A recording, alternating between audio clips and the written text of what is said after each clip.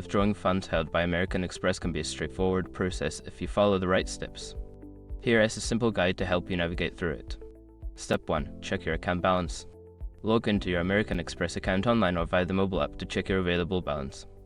Ensure that the funds you wish to withdraw are accessible. Step 2. Choose your withdrawal method.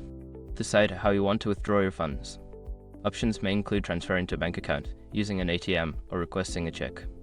Make sure you have the necessary details for your chosen method. Step 3. Initiate the withdrawal. Follow the prompts on the American Express website or app to initiate the withdrawal. If transferring to a bank account, enter your bank details accurately to avoid any issues. Step 4. Confirm the transaction. Review the withdrawal details carefully, including the amount and method. Confirm the transaction to ensure that the request is processed. You may receive a confirmation message or email. Step 5. Monitor your account. After completing the withdrawal, keep an eye on your American Express account and your bank account if applicable to ensure the funds have been successfully transferred or received. By following these steps, you can efficiently withdraw your funds from American Express. If you encounter any issues, consider reaching out to their customer service for assistance.